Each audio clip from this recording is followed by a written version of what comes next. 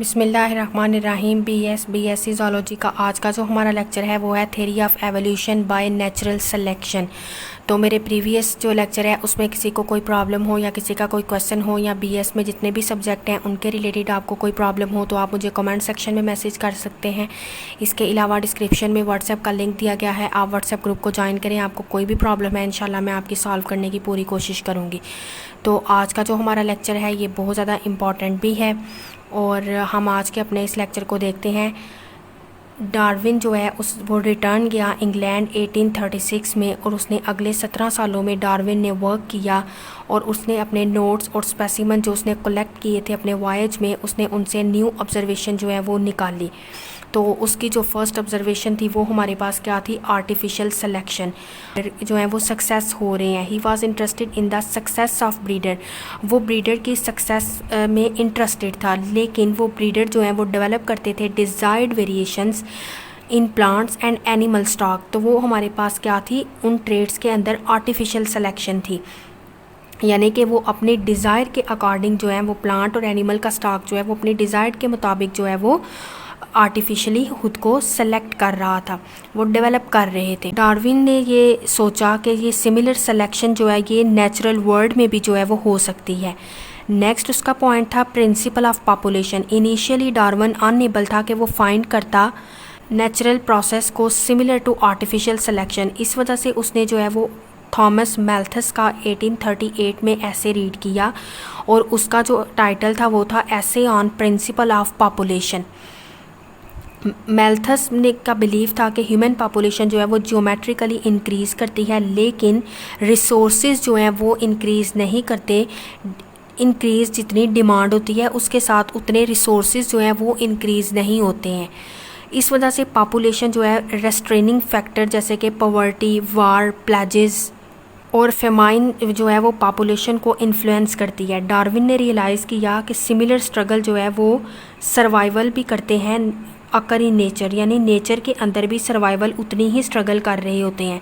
तो ये स्ट्रगल काज करती है नेचुरल सिलेक्शन को, यानी जो ऑर्गेनिज्म ज़्यादा स्ट्रगल करता है नेचर उसको सेलेक्ट कर लेती है।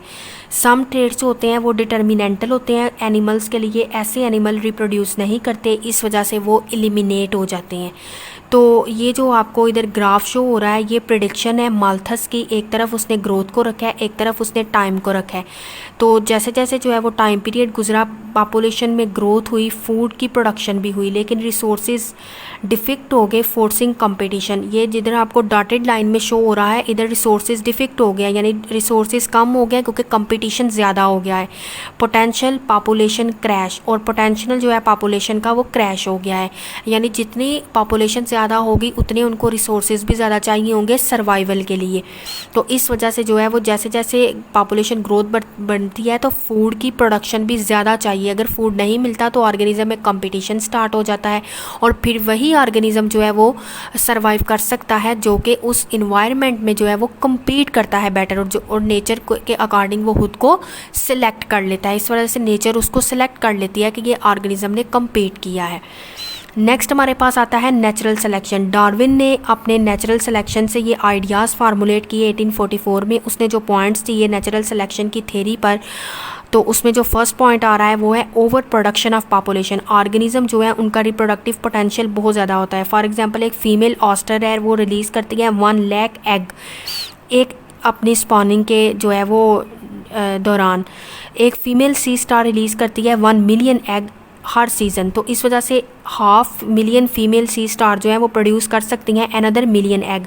इस तरह से अगर यही उनकी रिपीट होती रहे, इसी तरह से उनकी जो है वो पूरे ओशन को जो है वो फिलअप कर सकती हैं। एक फ़ीमेल रॉबिन जो कि एक बर्ड है फर्टाइल एग प्रोड्यूस करता है एक साल ईच सीज़न, हर सीज़न वो क्या 4 फर्टाइल एग प्रोड्यूस करता है। तो इस तरह से वो प्रोड्यूस कर सकता है 4 मोर रॉबिन्स। तो इस तरह से ये अनइमेजिनेबल रिसोर्सेज जो हैं वो प्रॉब्लम क्रिएट कर सकते हैं इन फ्यू ईयर्स में। हम वो सोच भी नहीं सकते कि जो प्रॉब्लम जो है वो रिसोर्सेज के ऊपर आ सकती है। नेक्स्ट हमारे पास आते हैं जेनेटिक वेरिएशन। तो इनहेरिटेड वेरिएशन अराइज करती हैं बाय रैंडम म्यूटेशन के थ्रू। दो इंडिविजुअल जो हैं वो नेवर एग्जैक्टली सेम जो है वो नहीं हो सकते। कुछ उनके अंदर जेनेटिक वेरिएशंस होती हैं जो इंडिविजुअल को एडवांटेज देती हैं। अब कुछ वेरिएशन जो है वो हार्मफुल होती हैं इंडिविजुअल के लिए, कुछ वेरिएशन ना तो हेल्पफुल होती हैं ना ही हार्मफुल होती हैं। ऐसी वेरिएशंस को हम कहते हैं न्यूट्रल वेरिएशंस। तो ऐसी वेरिएशन जो है वो पास आउट होती हैं on to offsprings. Number 3 point था स्ट्रगल फॉर सर्वाइवल। रिसोर्सेज जब लिमिटेड हो जाते हैं तो जो ऑर्गेनिज्म होते हैं उनके जो है वो उनके दरमियान में जो है वो कंपटीशन स्टार्ट हो जाता है। तो इस वजह से वो स्ट्रगल उनके अंदर स्टार्ट हो जाती है। मैनी मोर स्प्रिंग जो है वो प्रोड्यूस होते हैं then resources can support. Resources उन्हें सपोर्ट करते हैं। बहुत से इंडिविजुअल जो हैं वो इस दौरान जो है वो डाई हो जाते हैं। डार्विन ने ये रीज़न था that these individual have less adaptive trait, यानी जो इंडिविजुअल सर्वाइव नहीं कर पाए उनके पास लेस एडॉप्टिव ट्रेट थे, यानी उनके अंदर एडॉप्टेशन वाले ट्रेट जो थे वो कम थे, वो उस इन्वायरमेंट को अडॉप्ट ही नहीं कर सकते। सम इंडिविजुअल रिमेन एक्टिव, लेकिन कुछ इंडिविजुअल जो हैं वो रिमेन एक्टिव रहते हैं क्योंकि उनके अंदर जो है वो एडॉप्टिव ट्रेट है। उसके बाद नेक्स्ट पॉइंट आता है नेचुरल सिलेक्शन। एडॉप्टिव ट्रेट जो है वो ट्रांसफ़र होते हैं सब्सिक्वेंट जनरेशन में। ऑर्गेनिज्म उन जो है जिसके पास स्मॉल एडॉप्टिव ट्रेट होते हैं उसके पास लेस चांस होते हैं कि वो रिप्रोड्यूस कर सके। जो मॉल एडॉप्टिव ट्रेट्स होते हैं वो लेस फ्रीक्वेंट होते हैं पॉपुलेशन के अंदर और फाइनली वो क्या होते हैं, एलिमिनेट हो जाते हैं। डार्विन ने फार्मूलेट किया अपनी थेरी से जो आइडियाज़ वो थेरी को एक्सप्लेन करते हैं। जो फॉलोइंग उसके पॉइंट्स हैं जो उसकी थेरी को एक्सप्लेन करते हैं वो क्या हैं, how turtles and finches of the Galapagos island change over time. किस तरह से टर्टल्स और फिंचेस जो हैं गैलापागोस आइलैंड पे चेंज हुई। ये उसके बाद वो एक्सप्लेन करता है how some animal like ancient South American horses can become extinct. South American horses किस तरह से एक्सटिंक्ट हो गए। Some time group of animal जो है फेस करते हैं न्यू इन्वायरमेंट को। It can not adopt in climatic changes, food shortage and other environmental stress. तो ऐसे एनिमल जो कि न्यू इन्वायरमेंट को फेस करते हैं तो वो अच्छे तरीके से अडॉप्ट नहीं कर सकते हैं इन्वायरमेंट के स्ट्रेस को, क्लाइमेटिक चेंज जो होता है, फूड शॉर्टेज को। तो वो क्या होता है, एक्सटिंक्ट हो जाते हैं वो। नेक्स्ट हमारे पास आते हैं एडॉप्टेशन। एडॉप्टेशन हम किसको बोलते हैं, एडॉप्टेशन तब आती हैं जब चेंज आता है फिनोटाइप में। फिनोटाइप आप कहते हैं ऑर्गेनिज्म के फिजिकल अपीयरेंस में चेंज आता है। चांस होता है, इंक्रीज़ करता है ये phenotype, increase chance of an animal of reproducing successfully. Adaptation जब आती हैं तो ऑर्गेनिज्म की फिनोटाइप इंक्रीज़ होती है और ये एनिमल को चांस प्रोवाइड करती है कि वो सक्सेसफुली रिप्रोड्यूस कर सके। It is expressed when an organism encounter new environment. और ये एडॉप्टेशन कब आती है, जब ऑर्गेनिज्म जो है वो न्यू इन्वायरमेंट में जाता है। इसका रिजल्ट क्या होता है कि एवोल्यूशन जो है वो मल्टीपल न्यू ग्रुप्स में आती है और वो ग्रुप जो है वो एक्सप्लॉइट करते हैं इन्वायरमेंट को डिफरेंट वेज के अंदर। तो इस टर्म्स में हम कहते हैं एडॉप्टेशन एंड फिटनेस और अडॉप्टनेस हैज़ डिफरेंट मीनिंग। एडॉप्टेशन के, फिटनेस के, अडॉप्टेडनेस के जो है वो डिफरेंट मीनिंग है। तो अडॉप्टेशन क्या है, अडॉप्टेशन एक प्रोसेस है, चेंज इन एवोल्यूशन, जो कि एक प्रोसेस है जो कि चेंज लेके आता है एवोल्यूशन में। एडॉप्टेशन को हम ऐसे भी डिफाइन कर में सक्सेसफुली रिप्रोड्यूस कर सके। एडॉप्टेडनेस और फिटनेस क्या है, ये एक ऐसा मयरिंग कैपेसिटी है for successful reproduction in given environment के किसी गिवन इन्वायरमेंट में एनिमल जो है वो किस तरह से सक्सेसफुली रिप्रोड्यूस कर रहे हैं।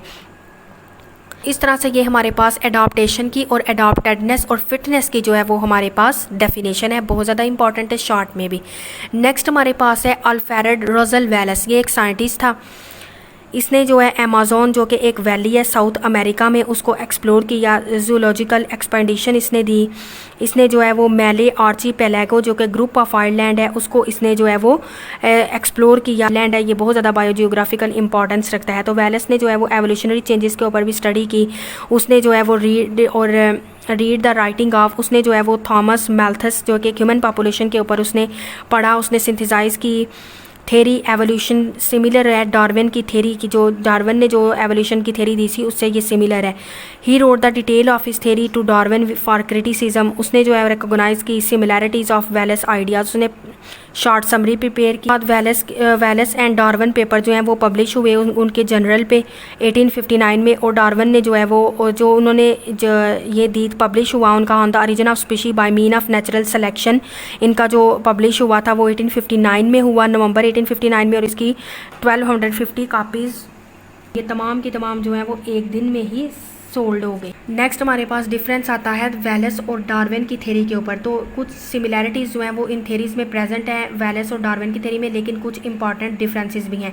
वेलेस ये बिलीव करता था कि एवरी एवोल्यूशनरी जितनी भी मॉडिफिकेशन हो रही हैं वो नेचुरल सिलेक्शन की बेस पे हो रही हैं, इस वजह से वो ऑर्गेनिज्म के लिए एडॉप्टिव है। लेकिन डार्विन ये एडमिटेड करता था कि नेचुरल सिलेक्शन को तो वो एडमिट करता है लेकिन can not explain evolutionary changes, लेकिन वो जितनी भी एवोल्यूशनरी चेंजेस आती हैं उनको एक्सप्लेन नहीं कर सकती। वो एक्सेप्ट नहीं था करता कि अडॉप्टिव सिग्निफिकेंस जो है वो एवरी मॉडिफिकेशन के लिए है, कि ऑर्गेनिज्म के अंदर जितनी भी मॉडिफिकेशन हो रही हैं वो जो है वो एडॉप्टिव सिग्निफिकेंस की वजह से हो रही हैं।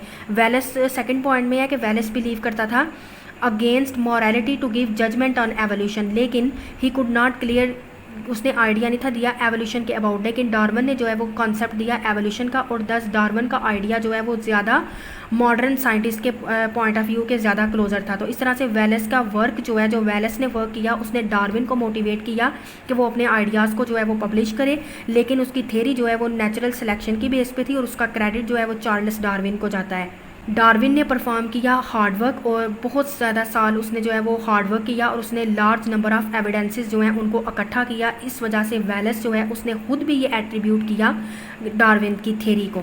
तो इस तरह ये हमारा जो है वो आज का जो लेक्चर था वो आज का हमारा लेक्चर जो है वो theory evolution by natural selection के ऊपर था। तो आपको इस लेक्चर में कोई कन्फ्यूजन हो या आपका कोई क्वेश्चन हो तो आप मुझे कमेंट सेक्शन में मैसेज कर सकते हैं।